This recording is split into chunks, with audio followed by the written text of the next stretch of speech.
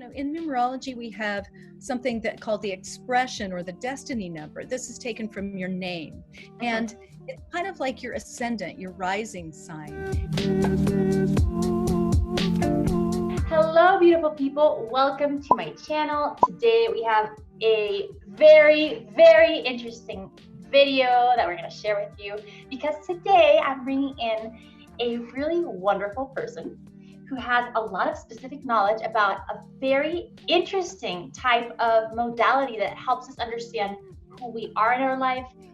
What is it that we came to learn, which is called numerology. And this person is Felicia Bender. I just wanted to do a quick introduction about who Felicia Bender is and why we need to listen to her.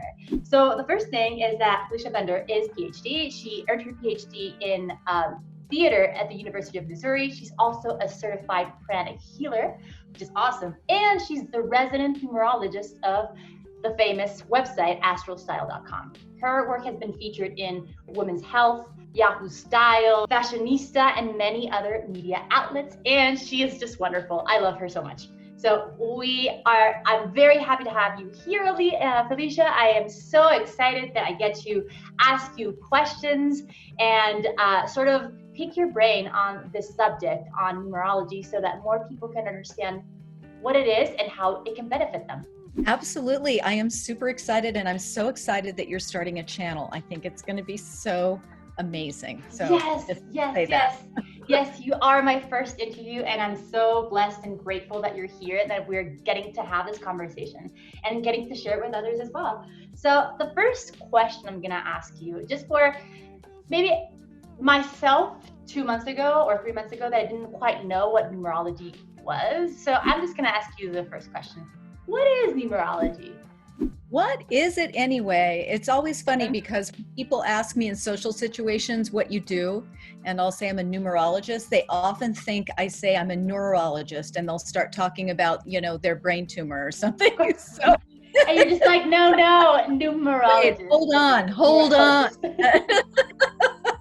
So numerology, actually the type that I practice comes from Pythagoras, and Greek mathematician, mystic, did all kinds of things. I don't know if you were paying attention in math class. Were you, with the Pythagorean? I was one of those that did pay attention. I started to say, of course you were. I'm looking at your numbers and I'm like, of course you were paying attention. I was not. I was the theater geek, so I was not paying attention. And yet basically it comes from Pythagoras, the type that I use. And basically it posits this idea that everything is coded with numbers, that we are all, that everything is made up of a frequency and a vibration and is encoded, right? So if you think about it, it's more like numbers carry with them not only a quantitative value, like 1 apple, 2 apples, and so on, but those numbers carry with them data, information, a frequency, and it's a little bit wonky to think about wrapping our brain around this concept. And yet in our technological age, we can kind of get there because of our computer. I mean, what is the cloud anyway? Yeah, it's a bunch of numbers strung together. What's going on? It holds all this data. You could even think cell phone reception. I mean, honestly, how does that magic work? And those sorts of things. Gravity, you don't have to believe in it for it to be operational, right? And so numerologically speaking, there is an art and science of numerology where we do specific calculations that can reveal to us our life's purpose, what we checked in for, specific periods of time, basically what we're learning during that process. It's a very rich field of, it's often called a blueprint or a map to our life.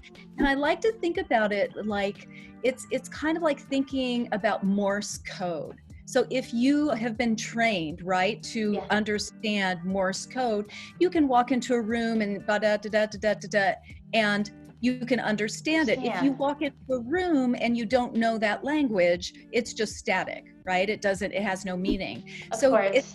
it's that same kind of idea with numbers. Numbers carry with them information, and if you know the language, you can understand the information.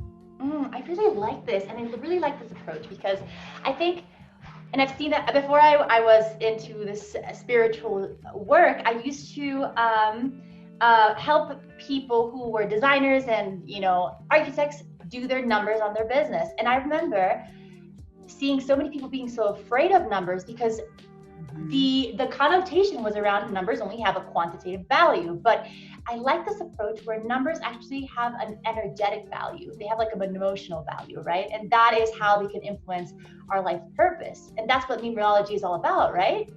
It really is, and we can understand what it is. And the fun part for me, if it's not fun, why bother, right? Okay, completely.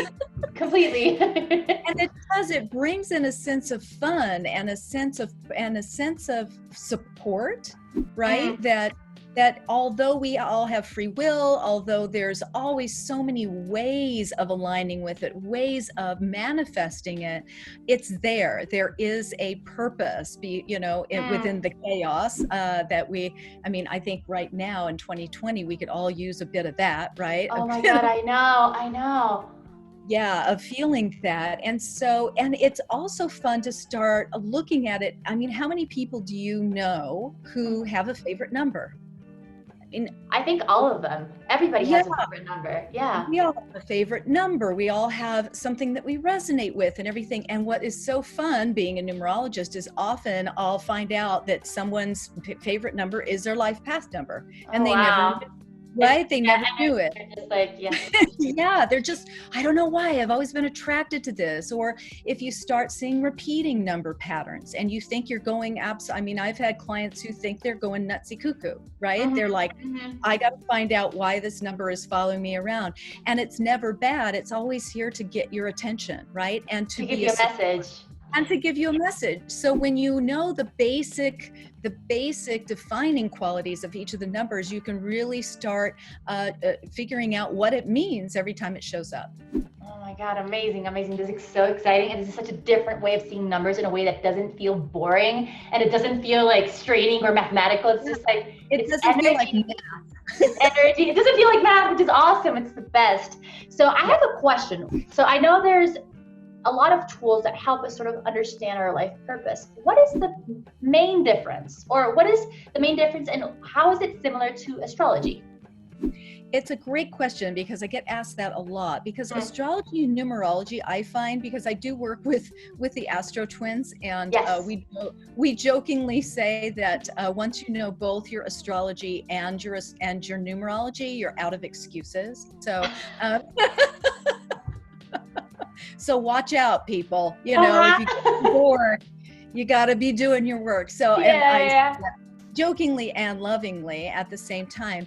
And yet numerology, it actually is really fun to do both because they always say the same thing. They're always complementing each other. And yet, of course, astrology comes from the stars, the planets, and to come up with your astrology chart, you need your date of birth, your place of birth, and your exact time of birth, because that will tell you where your planets were at the exact moment that you came into this earthly plane.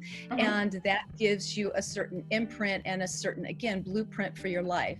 With numerology, we're looking at the numbers and calculations that we work with your name, your given name as it appears on your birth certificate. We can look at a current name or a name change, but the foundational energy comes from that birth name, and then your date of birth. So we don't need that other information. So and we're dealing with numbers, numerological calculations that will give you similar but different information. But it's really interesting how it collides and manifests, the same. It's really kind of crazy if you think about taking someone's birth date, their name, where they were born, and the place, and do both of those and come up with the same information about someone that you have no clue about. It's kind of wild. It's Yeah. kind of wild. Okay, so basically, if we could sum it up, it's sort of like they both get to the same place. They just use different tactics to get there. One uses numbers, the other one uses planets and sort of the sky, and right? But they both get to the same place in a way of understanding our life purpose. Yeah, I believe so. And I believe that there are so many modalities that are here to guide us to the same place, right? To give us the same information. And like everything else, it depends on what we're attracted to, what resonates with us. You know, some people like yoga, some people like Pilates, some people like, you know, acupuncture, some people like energy work. So it's all a modality that is meant to heal you on some level. It's just what works for you. Of course, it is what works for you. So I have a question about you specifically and why you started your journey in numerology. So my experience with people who are interested in like the spiritual path, right? And in spiritual tools. And we don't get started doing, for example, in my case, spiritual response therapy, or in your case, numerology, because it's what our parents wanted. Like, no, it's because it really resonated with us, you know?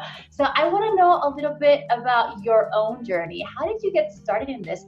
And how has numerology impacted your own life? Well, the short story, as if there's ever a short story, because as you know, Danielle, it is, I believe also we come to this through a spiritual crisis, right? It's never when we're rolling along in the comfort zone. No, never, ever. Agreed. Ever. So those of you who are out there who are listening because you are in this place of discomfort, that you're in this place of seeking and searching, you're in exactly the right place, because you wouldn't be doing that if everything were going along peachy keen. In my experience, I got married fairly early.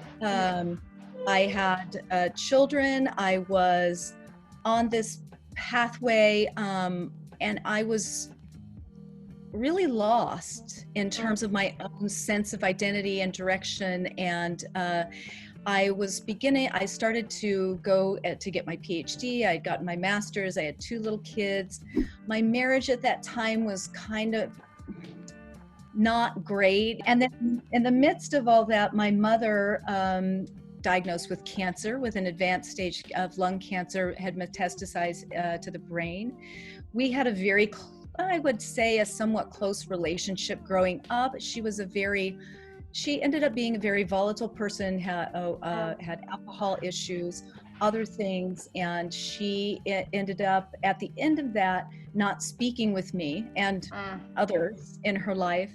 So when she passed away, it really was an absolute, and I'm a Cancerian, as my mother thing is really important. It's important for everyone, and yet it was with her death, and she died very young at 59, and it just was an absolute come to Jesus moment for me, where before I had not asked any questions really about my life consciously, and suddenly I was asking every question that there was. And so I ended up, that was my catalyst with that grief, and then trying to just figure all of this out into this spiritual gauntlet. So I started reading every single possible thing that I could about healing, about intuition, about psychic ability, about nutrition, health, herbs, all of that stuff. I got into the energy work, the pranic healing. I became certified with that. I was just immersed in this entirely different world, and at the same time was living a normal life as a faculty wife and a mother, and you know, all of that at the same time. And so really the funny thing is that numerology did not find me until later. I've always been a very pragmatic, practical person, even though I was doing all this kind of obviously woo-woo stuff. I was still pretty much a built-in skeptic, you know. make sure that and someone who was like, okay, you can be as airy-fairy as you want to and, float around, but is this going to help me in my practical day-to-day earthly life? Yeah, and I think that's a question that a lot of people had. I had it for a long time. Yeah. Like, how do I, because we did opt in to be here, and do this thing in this physical body. I know a lot of people are like, oh, really? I don't, yes, we do live in the world. Like, yes, agreed. Yeah, you do have to think about money. You do have to think about relationships. You do have to think about all of those things. And so how can we have, evolve and be, and ask these questions and yet also live in the world, right? And be productive and happy and all of that. Yes. So actually, numerology happened to me. I was seeking something for my daughter who was in college, and she was confused about what she wanted to do with majors. And I was in a bookstore. I don't know if anyone's had this. It's seriously kind of like a Stephen King, a scene from a Stephen King novel where a book kind of almost flies off the shelf. It has happened to me so many times. So many times, like the right information just falls in your lap at the most random moments, and you're just like, You're like, what? That was a little weird. Is being punked right now? What's going on?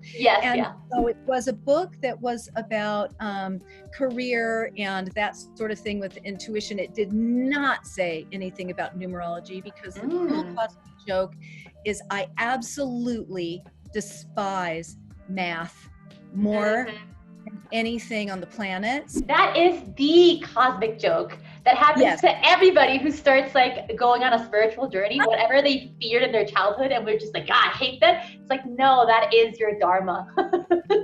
That is the way that you have to evolve to. Yes, 100. I totally understand that. So you're on it. And those of you out there listening, you're like, oh, okay, this is making more sense now. So for sure. It flew off the shelf. I got the book. I read it. It had some numerology in it, not a lot, but some. So it kind of snuck it in. So anyway, it's something that you can use. You have a book on your shelf and it gives you this information, and when you're kind of floating around and feeling lost again, you can go, yeah, let me go back and read that part. And so it's something that you can start using immediately, and then it's like a reference that you can come back to. I like that. It's like something that grounds you, right? It's sometimes in life we are so confused by the noise outside about what we have to do, who we have to be, what's the right way of being, that these type of tools just it remembers you. It tells you like, no, remember, this is the path. Stay on your lane. Don't deviate. Stay on your lane, right? Yeah. And the beauty of it, like all of these things, is that it offers you that optimal, right?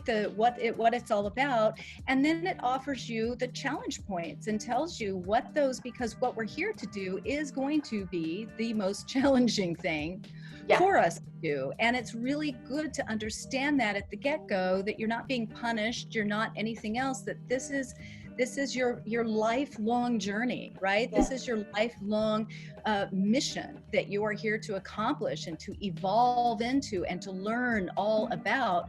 And so you will have numerologically more substantial, climbing walls to get there, some more roadblocks. And so it's really great to understand, like, for instance, if a person is a 3 life path, they're all about creativity and communication. I can't tell you how many 3 life path clients I have who stutter, who have major blockages. Yes, agreed. Right? And they're like, well, this can't be true that I'm here to communicate, because this is the hardest thing in the world for me to do. It's like, yep. And that's the reason. What you came here to do is the path is just filled with obstacles. That's the point, right? Yeah. Absolutely. And so it's beautiful to be able to really, really embrace that and to again understand. I think oftentimes we all get so frustrated that we think we're not doing it right, or that we're we're failing, or we're wrong, or all of those negative vortexes that we spiral down into.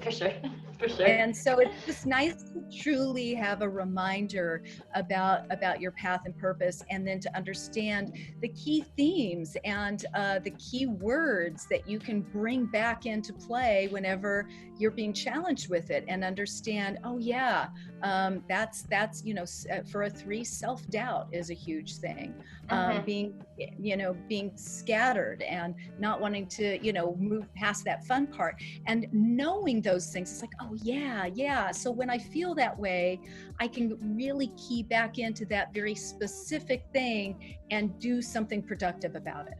Of course. I have a personal question. So I don't know, this has been my experience. When my level of consciousness goes up, I start noticing that these truths that we see in numerology and astrology are even more truth. So I remember the first time I read a zodiac sign chart, an astrological chart, the challenges, I was like, no, I don't have those challenges. What? And then as soon as I started gaining more consciousness, I was like, oh yeah, that is me. Damn, that's the part that I didn't like about myself. Did that happen to you as well when you started reading the challenges that numerology sort of explained? Oh yes, I'm laughing and intensely at that, because it's like, oh really, tell me something I don't know. And yet sometimes we don't know it. So for instance, in numerology we have something that called the expression, or the destiny number. This is taken from your name, and it's kind of like your ascendant, your rising sign. And what I find is that it's often we're often concentrated, our experiences are concentrated on allowing us or helping us develop certain elements of our numerology chart, for lack of a better, at different times, right? At different times in our life, at different maturity points. So for instance, I have a 6 expression number. The 6 is the nurturer. It's, all of these, very dutiful, very service oriented. And yet it's also has incredibly astronomically high expectations about the world, about yourself, about your family members, about how things should be. The 6 has perfectionist tendencies. The 6 is often a control freak, because and I had no clue. No clue until I could finally look back and go, I remember one time, as a silly example, I had 2 kids, 2 dogs, and all this stuff, and we were having company. And someone walked in, and they said, oh my gosh, something's wrong. And I was like, what? What is wrong? What is wrong? Wrong with my house. Yes. Oh my God. And she looked and she said, oh God, it's too clean here.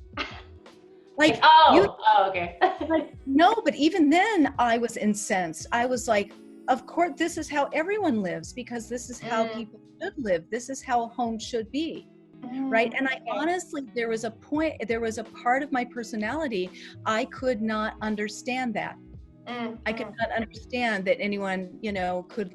That not everybody lived like that. That not everybody lived like that. And that I was prone to judge others for not doing that. Right? And I would, all of those things. So yes, I love what you're saying about that, because there are certain times when you suddenly go, oh wow. Yeah. And for sure. And it totally depends on your level of consciousness. I feel that when you're starting to develop it, you do think that everybody should live like the way that you do, right? And it's like, no, this is normal. To have these things are normal. And then as soon as you start understanding yourself better and the world better, it's like, oh no, I'm this way. Other people are not this way. And that is okay, right? Yeah. And that is it sounds a little bit pedantic, or a little bit no duh in some ways, but don't you find that if everyone truly embodied that, even just that one lesson, that the world would be an extraordinarily different place. Such a different place. Particularly right now with our divisiveness about everything, and I'm right and you're wrong, and there is, you know, nothing there. So, and I find also, again, not to get on the, you know, the obvious train, but I don't think it really is obvious. It's one of those things where there are, in numerology and in astrology, all of the ologies, there are different, you know, there are different traits, right? And even in numerology, we use the numbers 1 through 9, and the 1 is, you know, is self, new starts, independence, individuality, all of that. The 2 is love and relationship, partnership, mediation, diplomacy. The 3 is creative self-expression, emotional sensitivity, very performative, very communicative. The 4 is structure, foundations, knowledge seeking, systems building, you know, longer term goals, making things happen. The 5 is freedom and tactile and all of that. The 6 is nurturance and love and service and duty, relationships and responsibility.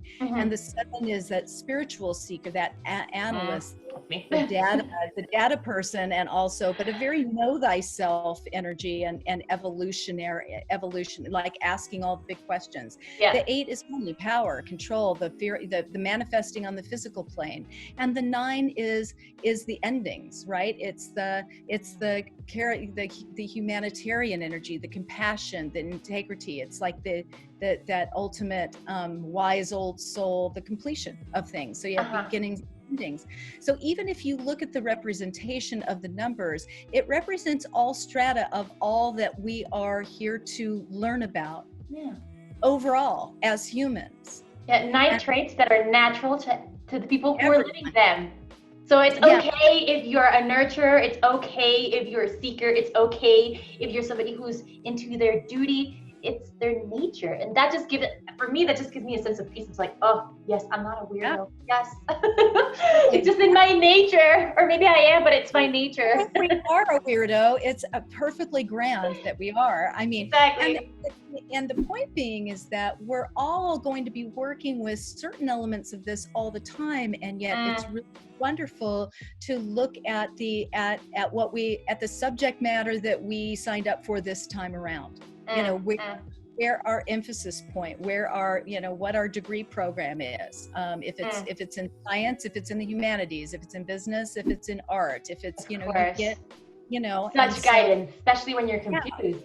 So let's bring it down. Let's bring it down. Let's make it practical. So I know, and this is from my very few experience with numerology, but I know that there's a couple of numbers that are very important, such as, for example, in astrology, the sun sign, your zodiac sign is very telling. In numerology, it's the life path number, if I'm correct, right? Absolutely, yes. Right. So it is. Let's talk about that, and let's talk about. So how do you calculate your life number? Because I know you have a calculator on your website, so I'm going to invite people to go there and check it out. And then tell us about the life number, life path. Okay, cool. Can we use your birth date? Is that okay? Yes, we can, definitely. Okay, so I explore my own. I love that. Okay, so like all ologies, there are different ways of doing it, but I'll show you the way that I have been taught to do it. And so it's basically very simple. You take your entire birth date. So yours is June 28th, 1989. Yes. So if you're out there, and you can do this very simply on a piece of paper. So June is 6 because it's the 6th month, right? Yes. So just write 6. The 28th, what you have to know about numerology is we're always reducing to a 1-digit number, okay? So if you take 28, you just take the 2 plus the 8, and that equals 10. This can be a point of confusion. It's like, well, I got a 10. Okay, you keep adding. Yeah. So 1 plus 0 equals 1. So 28 equals 1. Then with 1989, you add that together. 1 plus 9 equals 10. 10 plus 8 equals 18 plus 9. So 18, 19, 20, 21, 22, 23, 24, 25, 26, 27, right? And then 2 plus 7 equals 9. So then you're going to take those three numbers and add them together. So we have a 6, a 1, yes. and a 9. Okay. 6 plus 1, 9. This is 16, and then we add them again, right? The 1 plus the 6. So my life path number is a 7. Is a 7. And just as a little bit of an addition, we won't go into it much unless you want to. There are some numbers when you get into more depth that show karmic debt. And 16 happens to be one of those. So if the karmic debt numbers are, and your spiritual response, so it's right up your alley. So, for sure. In that way. But the karmic debt numbers in numerology are 13 before you get it /4, 14/5, 16/7 is what you have, and 19/1 is another one. So those can, if they show up in they just add a level of complexity and opportunity. But it does pinpoint some specific karmic debt that's being balanced and paid back in this lifetime. Ooh, so I'm going to ask about that in a second, but first I want to ask about the life path number, about that 7. What does that 7 mean? And then we can talk about the karmic debt, because I'm, karma is my thing. Like clearing karma is my thing. Yeah. So and that was the funniest. I love doing people's charts because I know what you do. And I was like, of course she has karmic debt, because that is what she is helping other people do. Yeah. It's like the perfection cannot be estimated. For sure. Yeah. So the 7 is what you're who I call, you are the seeker. And yet you are also the analyst. And often the 7 is sometimes reluctant spiritualist, because 7s are very, very heady, very very intellectual. It's all, oh my gosh, do you even sleep at night? Usually. Book reader, love to study, a total bookworm. Yeah, total bookworms. And yet the 7 really is, of all the numbers, is a high spiritual vibe. Of all the numbers, to me personally, this is how I see it as a numerologist, it is really, when I see someone with a 7, I'm like, okay, they can really do anything at all. So I look at all your other numbers to get an idea about what trajectory you will have. Because the 7's real work is spiritual and internal in this lifetime. And that makes so much sense. Like, yes, the majority of my day, I spend it understanding who I am. What's this all about? Like, for sure. And you know how it's very, I love how all the different ologies sort of point out to the same. So if you go into the Vedic knowledge and you study the Dharma types, I'm an outsider Dharma type, which is exactly that I can be anything I want. Like, I can be somebody who goes in business, or somebody who does art, or somebody who does spirituality. And so that's very much aligned with, you could be a superstar, or you could be a monk. Yeah, exactly. And that's what like those transitions in my life, like there's times where I've been an artist, there's times where I've been a consultant for businesses, there's times where I'm doing this, and that sort of confused for a long time. I was like, Daniela, what is going on? Like, why can't you just decide on a path and just stick to it? Like, what the hell is wrong with you? And now I understand, like, no, that's my nature. My nature is to sort of go around. I'm a 7. I'm an outsider Dharma. Yes. You are. And you have you double up on that, because you have the expression is also the same thing. So your rising sign is the same. So it's very, very, very clear in that realm.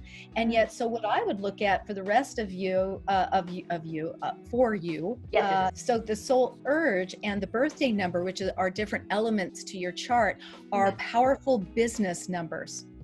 So the soul urge is the 8, the birthday is the 1. So when I would look at your chart, I would go, oh, she's going to do something in business, something with entrepreneurship, something of that nature. She is going to have a drive to achieve something in the material world, which is a very interesting element with the 7, because the 7 often is just really on a different wavelength. Doesn't cares, but not really about the material world, because it's mostly about this other exploration. The 7 is also really learning how to connect emotionally.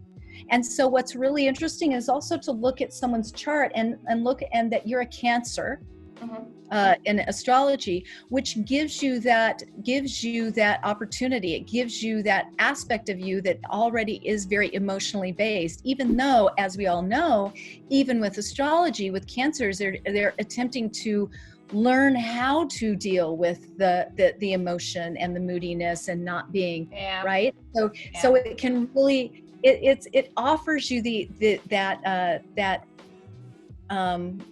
part of you, that aspect of you that you can tap into it, and yet it does also offer you an emphasis of challenge with that to really step into it, because the 7 is learning.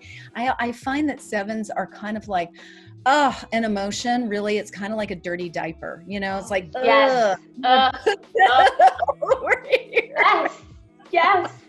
I have done until very recently, I was like, negative emotions. No, away. Away from me. Just get it together, people, For sure. Yeah. So 7s, to me, if you can conceptualize, I don't know if you've ever watched the program, The Big Bang Theory. I have. Okay. I'm sure. Well, if you have, then you know that you are one of them. I mean, it's one of those, you are a Sheldon in some ways. Oh yeah, I totally see that in myself. Right? Yeah, right? yeah. A little bit outsider, a little geeky, a little heady, a little like, why do people know? Let's look at what's on the spreadsheet. That used to, yes. There's a very strong part of me that is just like that.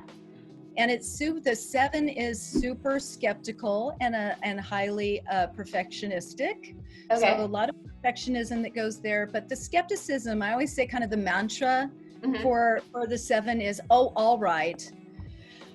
If we're all having a spiritual experience in a physical body, prove it to me. Okay. Show me the data.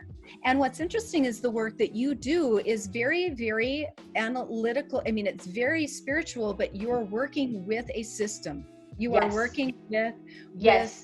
I don't like things that just like whatever flows. It's like, no, I want a system. No, even for the spiritual, it's like, no. You need to give me a chart with the things. Like, I want a model I can sort of woo around it, for sure, 100%. Yeah. So isn't it fascinating to know that? I mean, it's reflected in the numbers, and and yet your life purpose is this spiritual path. You are the fountain of wisdom at the end of the day.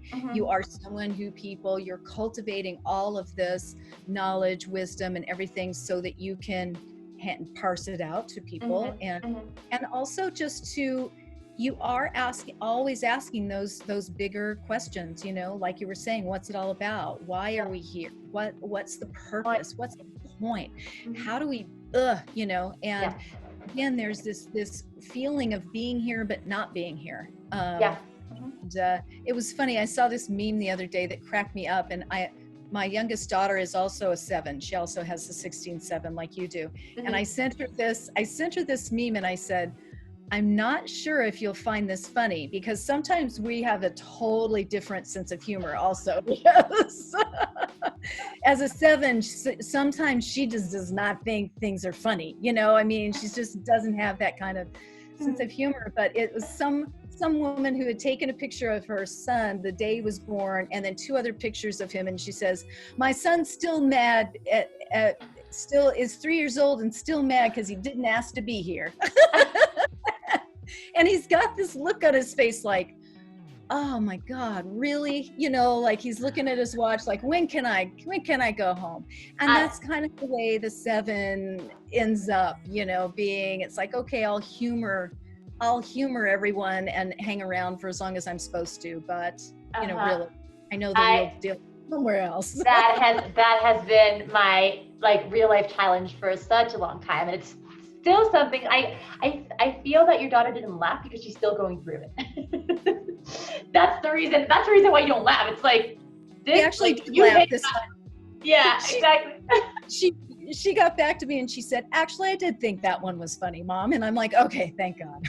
Good. For sure. And that is one of the things that as I feel that is true for me. That is definitely true for me. And you know what? I love that we're talking about this because when, for example, you have friends that are different life path numbers than you, or when you have a boyfriend who has a very different life path number than you, and you just start observing them, just like, they're so different than me. Am I doing something wrong? That is something that, right?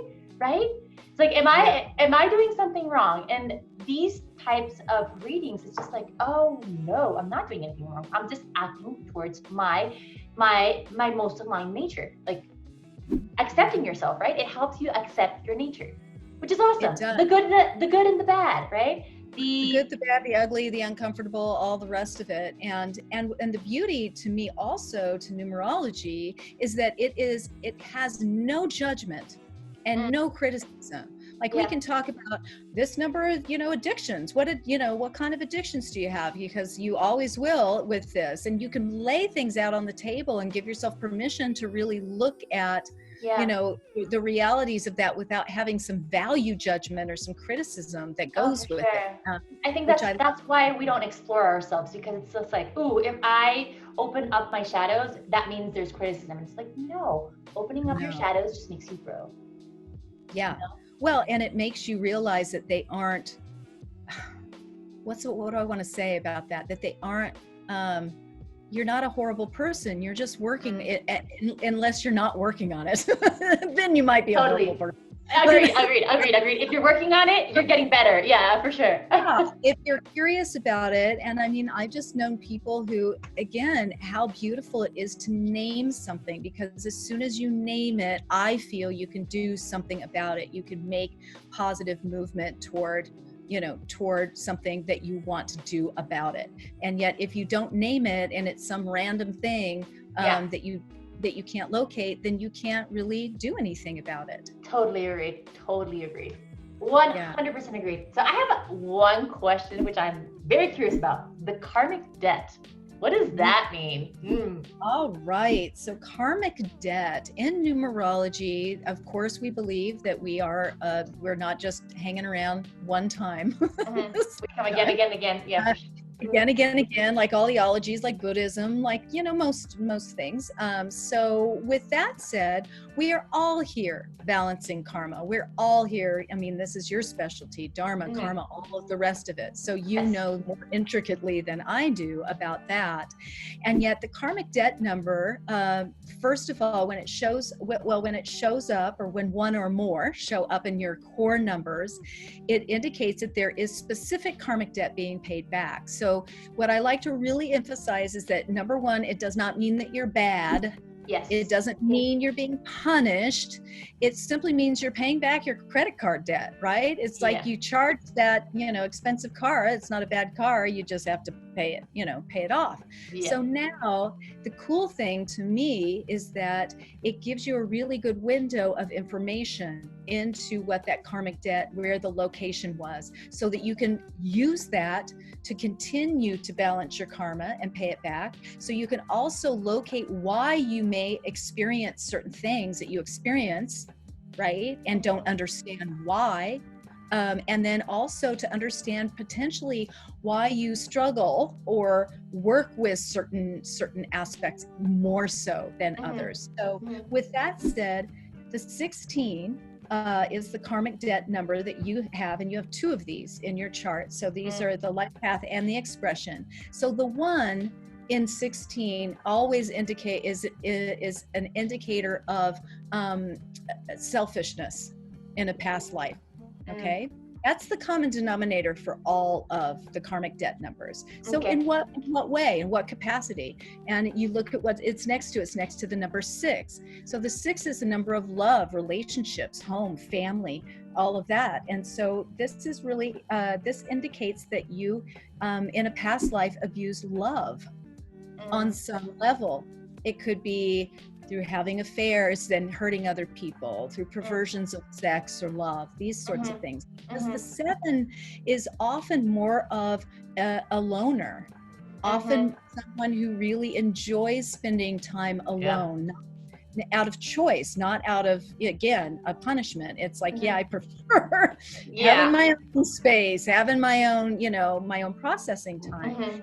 And yet what I find that this is a very interesting karmic debt number because it's also known as the death and rebirth number in karma land, in numerology land.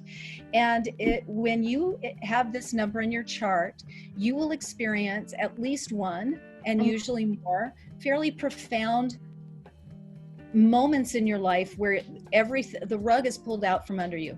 Oh yeah, tell me about it. Yeah.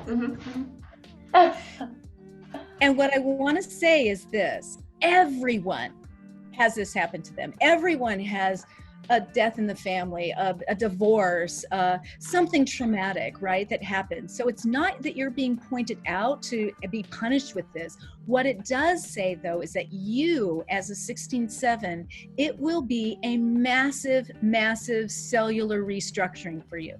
Yeah. You will take it to your core.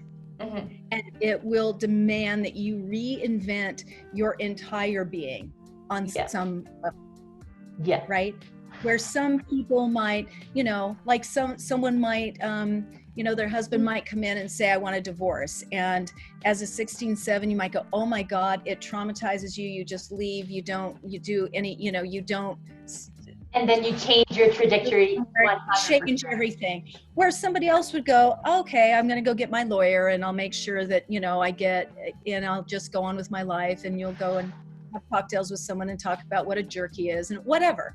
But with the 16-7, it's going to take a different trajectory. It is going to hit you hard, and it is going to make you dig deeply into those shadow places, dig deeply into that point of excavation. Oh my God, I'm getting chills because that has been the case for me in the biggest change. I've moved countries a couple of times. I've had huge changes in my life. I've lived in Colombia, I've lived in France, I've lived in the States. Every single time that I move, I feel I become a different person. And at a point in my life, I was like, why am I such a pushover? Like, why do I change completely every time that something happens to me? Like, what is wrong with me? And this just resonates. Like, oh, it makes sense. It makes sense to me. Yeah. It's purpose, right? Yeah. So when you can get over this idea that, and that's what I find, is that the repetition is the purpose, not to be avoided, right? Yeah. It's actually up-leveling your learning curve each time, your learning process. And the other part of this, it's also demanding that you level the ego, because this karmic debt number indicates that in a past life you were kind of uppity, a little bit snooty. I can totally see that. Down on other people, I can totally see that, yeah. You get opportunities now to meet face to face with regular humans, right? Yeah. And to, in many ways, ground yourself and level yourself within that relationship field with this karmic debt number. And also, and I think this may be a little bit more of the way I look at it personally, as a numerologist. I don't read this very much with other numerologists, but I've been working with a lot of people lately with karmic debt numbers. And what I also see with these numbers is that there's an emphasis point of layers of complexity having to do with the number where you had your infraction, and that is the number 6. So with you as the 16-7, often 7s, not always, okay, there's never, and often choose, they can get married in the traditional way, they can have kids, they can do, but often they're a little off the beaten track. They're more into exploring, polyamorous relationship, or something that's non-traditional, or something that, or anything in that level, or don't really want to have children, just don't feel called to do that, to do anything in that traditional way. And yet when I find that the karmic debt with the 6 shows up, you will have an emphasis point with family.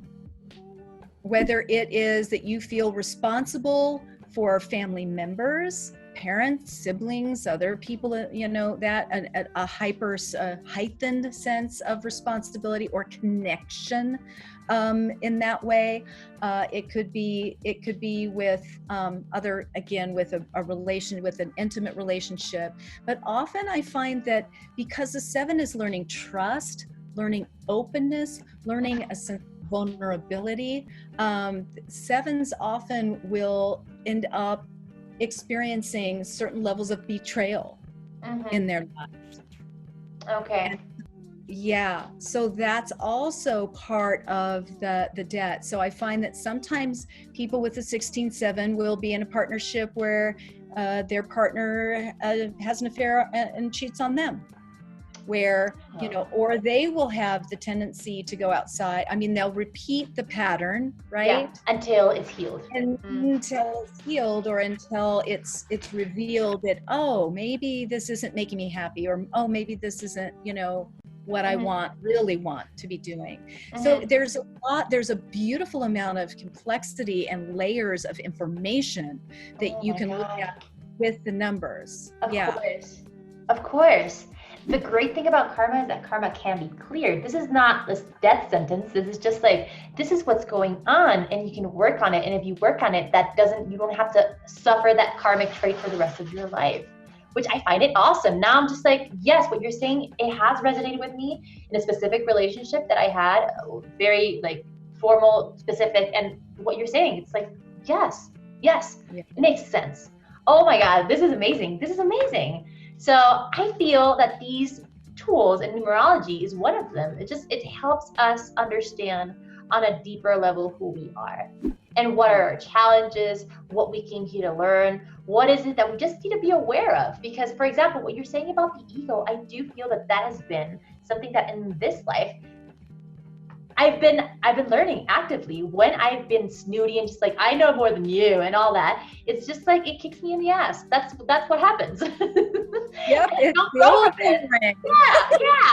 And one of the things I personally have to learn is sort of understand how to separate myself, or how to like downplay my ego towards information and towards knowledge, and not think like I know everything. No, just like, no, because that is not good for me. That does not, you know, it's not convenient for me. So this is amazing. I want to, for everybody that saw this whole interview, I want to take them to your website. So where can they find you? Where can they find their own life path number and all these other information that you just shared with us?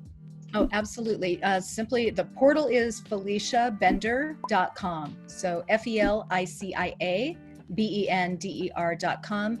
I've got a YouTube channel, so you can find out about your life path number.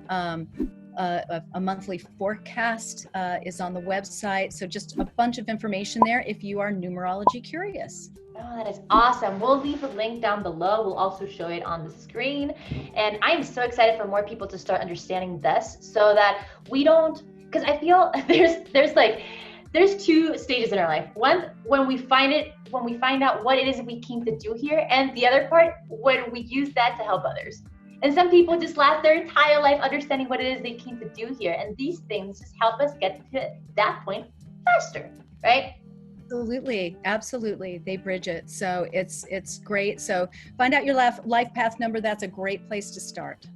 Awesome.